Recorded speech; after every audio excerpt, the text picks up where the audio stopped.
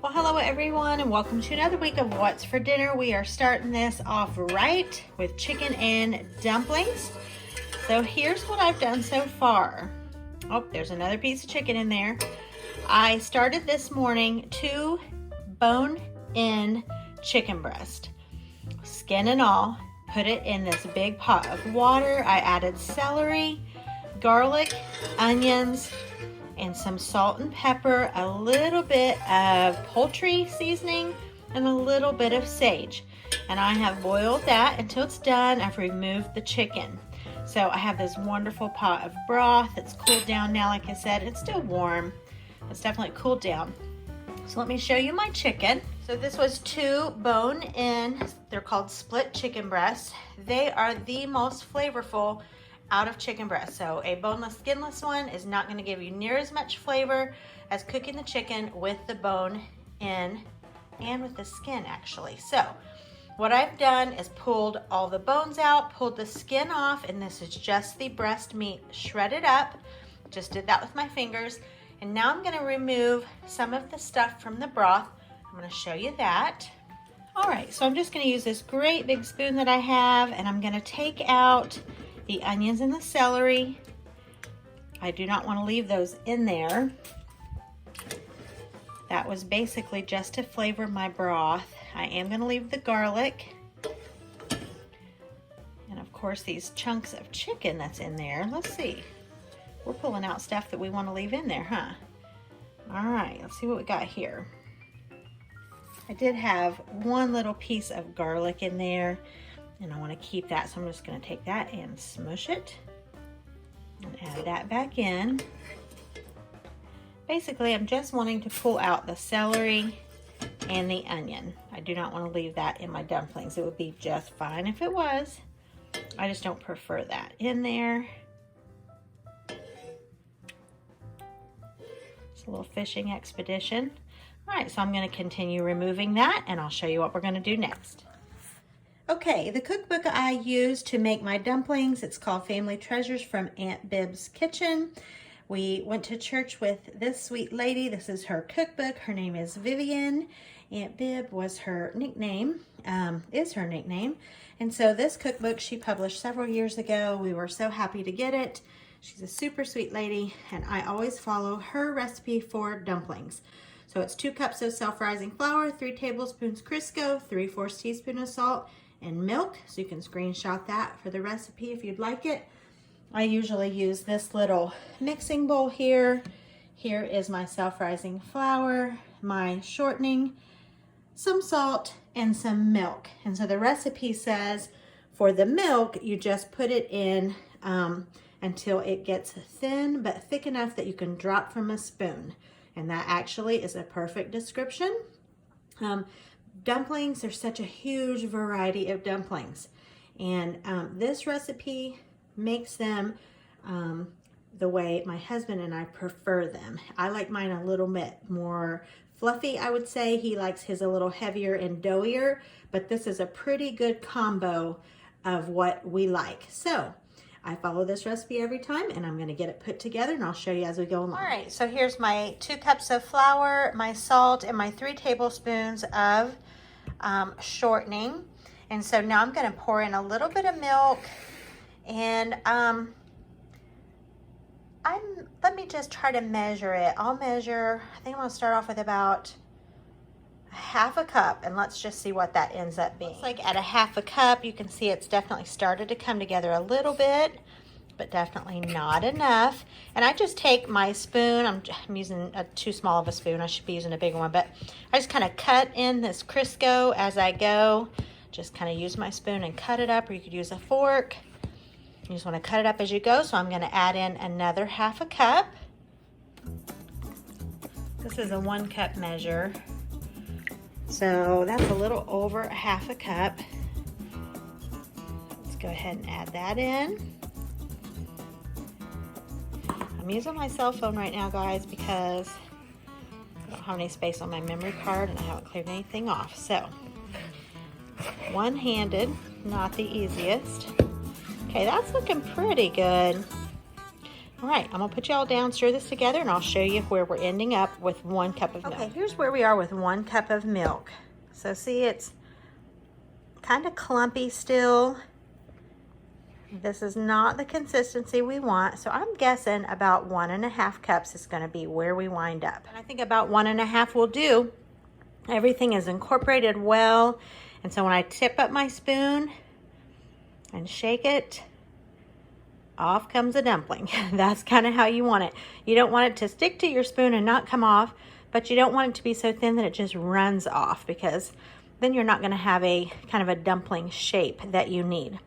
All right, so let's go check on our broth.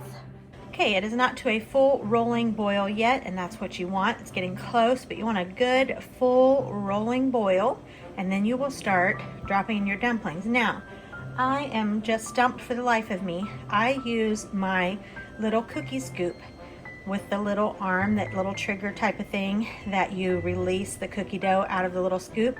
Well, it's missing, and I'm stumped where that could be. I haven't used it in a long time, but I don't have a clue where that's at. That's what I normally use, and it just plops those dumplings in there like nobody's business. But today I'm gonna have to go old school and use a spoon. That'll work. Here we have all of our shredded chicken, and I'm gonna put that in after the water gets to be a good rolling boil, and I'll keep showing you. I've got a couple dumplings in there. I'm only gonna show you one because I'm doing this on my phone if I don't have it on my tripod. So just kind of want to shake your dumpling off into the broth. There you go. It's gonna kind of float up, and they'll kind of start clinging together. They're not gonna cling together, but they're gonna look like it. And I don't fool with mine at all. Just leave them sit there for a little while, and then I might come by with the spoon and flip very gently. You don't want them to break. And I will show you as I get this pot filled up.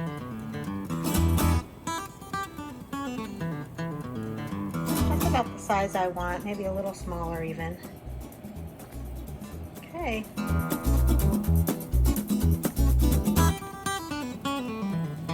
And I just find a little spot that's empty in the broth and put her in. Another one, find a little spot in your broth, and it goes. All right, all of my dumplings are in the pan. I've got a little bit left on my spoon. And so I'm just gonna start gently making sure everything is getting cooked properly by just very gently making sure everything's kind of rolling around in there. I never just make a single batch, but I did tonight. No one's here but just James and me tonight, so I just don't want to make a ton of it. Because you know why? You're just going to want to keep on eating them. That's how good they are. Okay. And I'm going to just let these probably cook another 10 or 15 minutes. You don't want to cook them too long, but you want to make sure they're completely cooked through, no longer doughy. You guys, they are done. I just took one out and put it on a plate and let it cool for a minute. Tested it to make sure it was done all the way through, and it was. It is so, so good. And I kind of like to let these rest for a few minutes before we eat them. So I've turned my heat completely off. I'm going to put my lid on. And these are going to just sit here and wait on us until we're ready to eat. I don't know, I just tend to think they might taste a little bit better, kind of, you know, just have a minute to cool down, I think. So I've got my potatoes boiling away. The pink that you see there on the top is the pink Himalayan sea salt. And then I've got some corn back there with some pepper in it. We like a lot of pepper on most of our food. So those are cooking away. These are gonna kind of sit here and do their thing, and that's what's for dinner. Look at this, you guys. Full of chicken, full of dumplings. This is gonna be amazing. It's official, dumplings make you sing. Okay, corn is all done. Mashed potatoes are all done, and we're getting ready to plate up. All right, there it is, chicken and dumplings, covered in pepper. I don't know, we just like lots of pepper on this meal. Look how good those look. Mashed potatoes and corn. Super happy about this home-style, country, comfort, yeah, all the good things in this meal tonight.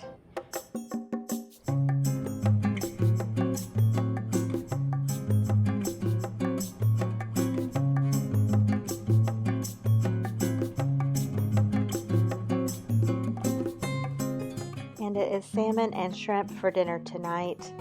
As you can see here, I have my salmon. James wanted the salmon a little bit different this time around. He wanted it breaded and pan fried, so he pulled the skin off the salmon. You saw here that I am using garlic and onion salt and some pepper. And I'm just putting the salmon in an egg wash first, and then having a flour coating on the outside. Mixed a little olive oil and butter here, and I'm going to fry the salmon up.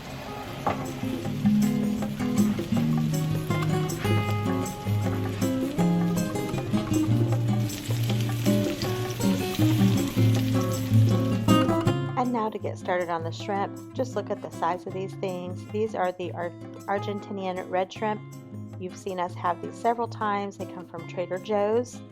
I just did the same thing with the egg wash and the flour mixture, same seasonings and all. And I'm telling you, this is one of our very, very favorite things from Trader Joe's. It is such a sweet, tender, delicious shrimp. You really need to try this if you haven't. I could eat this for dinner once or twice a week. We don't, but that's how much we love it. It's really, really good.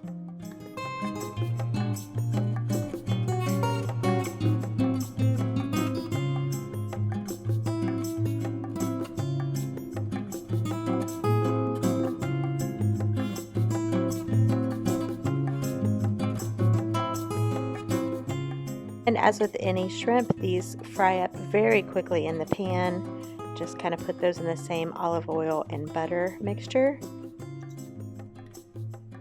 And just look at these, golden brown and perfect. The salmon is almost finished as well. James was helping me out there. And look at this plate. This couldn't be any prettier.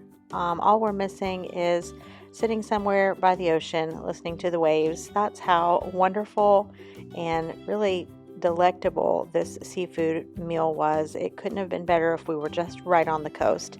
We just served it with a salad and a baked potato on the side, and it checked all the boxes. Was so delicious.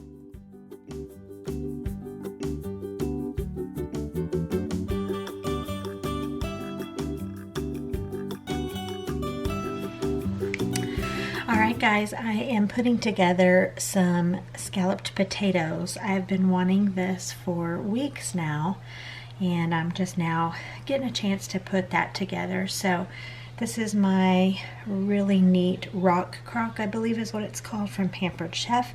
Got this for Christmas, and I thought this would be the perfect size dish to bake these scalloped potatoes in. Now I'm using my Mennonite cookbook, one of my favorite ones. I looked up potato recipes in there. There's bunches and bunches to choose from, but I'm wanting a pretty traditional one, similar to how my mom made them growing up. I don't have her exact recipe, and I don't even know if she used an exact one, so I'm going to use one that I found in my Mennonite cookbook. So I've gotten a few potatoes peeled, sliced, and layered. This was sprayed beforehand, and then this is half of an onion. And now I'm going to put in some flour. That's the next thing, and it calls for about a tablespoon of flour.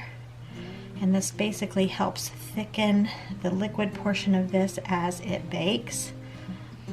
Alright, and then I'm going to do some salt and pepper and some cheese, and then I'll layer again. Alright, I'm just going to go in with some salt now. This is my pink Himalayan sea salt. Potatoes take a lot of salt. You don't want it to be too salty. You're going to get some salt from the cheese as well, but potatoes do take a lot of salt, so there's that. Let's go in with some pepper, which also goes great with potatoes. And then I think I'm going to go in with just a little bit of garlic, just because we love garlic. And lastly, one of my favorite things, you've seen me talk about this a lot, my Trader Joe's onion salt. a little bit of that. I'm also going to put a little bit of that on the top. Now I'm going to layer in some more potatoes and onions. Okay, now I'm going to go in. I've got about 3/4 a pound of some Velveeta cheese. This is actually the Aldi version of Velveeta. So I'm going to layer in about half of that.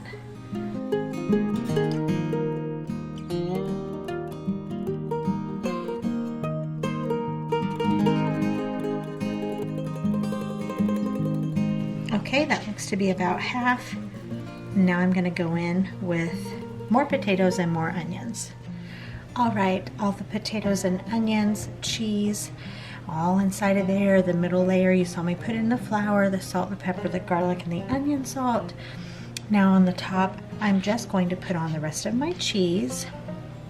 Then I will dot the whole thing with butter and pour on my milk.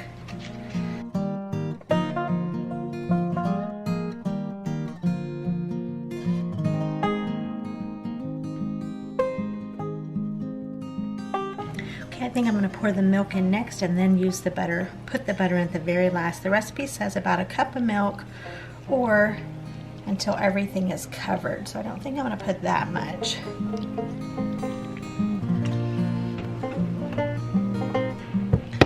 That looks about right. Maybe just a smidge more. Now I'm just going to go in with a little bit of pepper and onion salt. Got my big pepper out this time. All right, onion salt. Gives a little pop of green. And now for the butter.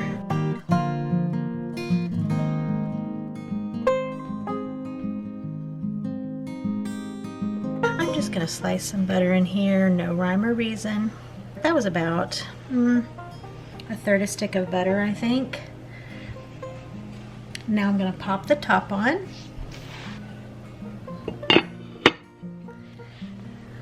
Now I've popped the top on and this is going to go in the oven. I'm going to bake it at 350 for about maybe an hour or so. It may take a little bit longer. You just kind of want to watch throughout. You're just making sure that your potatoes are softening. And then maybe at the end we might take the lid off to brown it on top. We'll just kind of have to watch it and see. Okay, just took that out of the oven. You can see here it's bubbling. It looks fabulous. I got a little fisher helper in the background. All right, oh yeah, so my knife is just going right through. Look at the cheese. You can see the broth, and as this cools a little bit, this broth will thicken. Oh yeah. Yeah, I think we're good. I think I'm gonna just put the lid back on it. It's gonna be a little while till we're eating, so I'm just gonna hang on just a minute, Bubba. I'm just gonna put the lid back on and let this kind of cool. It's very, very hot. So it's gonna cool a little bit until it's time for us to eat.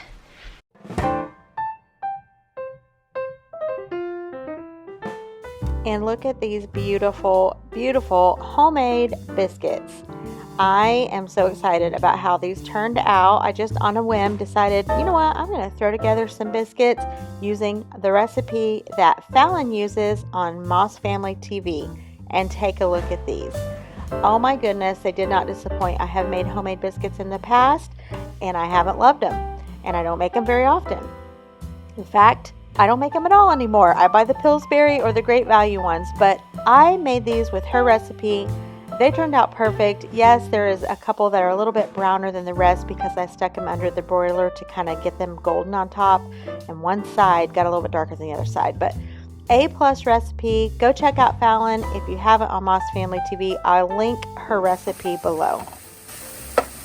All right, so these are the haricot vert British style green beans that you can buy frozen at Aldi. I don't normally make those, but I had a package in my freezer from a while ago. I didn't remember they were in there, so I'm cooking those up. I have just been boiling them in water a little bit at a time. When the water cooks out, I add just a little bit more. I've got some onion in there, some chicken bouillon powder, salt and pepper. And then here towards the end, when they're almost done, I'm gonna put just a little bit of butter in there. So that's what we got going on there. And then, okay, just 1 second. Okay, and some people get wigged out about certain things. I don't, so if you don't want to see liver and onions, you can turn it off here. But mostly you see a big pile of onions on the top. Underneath there is calf liver. My husband James loves beef liver, calf liver. It's a very highly nutritious, it's probably one of the most nutrient dense proteins that you can eat. I don't make this real often, maybe 4 or 5 times a year. We both really enjoy it though. I should make it more. But I didn't grow up in a household that treated food as like weird, or no one had any like, oh, I'm not gonna try this and I'm not gonna try that. So I have a really broad palate when it comes to food, and we raised our sons the same way, and they are just like that. We don't mind to experiment with foods. You know, there are probably plenty of things that we won't eat, but some common things that people just like, oh, I'm not gonna try that. No. So if you don't like beef liver, and you think you don't, maybe you should give it a try. We like gizzards and chicken liver, and yeah, we like that stuff. So anyhow, I'm rabbit trailing there, but this is beef liver. I basically just salt, pepper, and flour. I'm just frying it in olive oil, low and slow, and it will get really, really tender and delicious. I actually soak this in cold water about an hour before I'm ready to cook it. That helps to get all of the blood out of the meat. Just, I don't know, I just like to do that. That's what my mom did. That's what I do. And you just fry it up. Easy peasy. So liver and onions for dinner tonight. Short story, my first job, I was a waitress at a restaurant. And when we had a blue plate special tonight, our liver and onion night. Crazy busy because people like liver and onions. Who knew, right? All right, so just thought I'd show you this, and if I'll try my best to show you my plate when it's all done. Okay, now I have flipped the liver over, and I've put mostly the onions on the bottom and added a little bit of water. So this would basically have like a steaming effect for the liver, and the onions will cook, and it's, like I said, sorry, it's a little loud right now. But the onions will be on bottom and cooked. The liver will kind of be steaming, just low and slow. Doesn't that look yummy? All right, Mama, so it's cooking along. Mama. Where's Mama? All right, guys, here's what the meal is looking like. Doesn't that look good? So liver and onions. We have the sauteed green beans and the homemade scalloped potatoes. And since I ate a biscuit earlier, I'm not eating one, but my husband James said they taste like his grandma, so that's a great compliment. Yep, so this is what we're having for dinner tonight. And to finish this video off, here are some yummy egg rolls and some cheeseburger sliders. We are taking a look here at what we had at our Super Bowl party. I never did show that. So we had some Spanish dip. We had some white chocolate covered popcorn. I'll link the recipe video for that below. I already showed the video for that. Here's some of our extras that went along with everything we had. Some of our condiments for our burgers. We had pigs in the blanket. I sliced up some fresh fruit for some fruit water in case someone wanted that. We had homemade ranch. We had some baked beans with ground beef and bacon and some hot wings. So that's what we had for Super Bowl. Thank you again for watching this video, guys. I always appreciate you stopping by. Hope you got some inspiration from this, and I'll see you guys the next time. If you haven't subscribed, hit that red subscribe button before you leave. Give this video a thumbs up. Talk to you later, guys.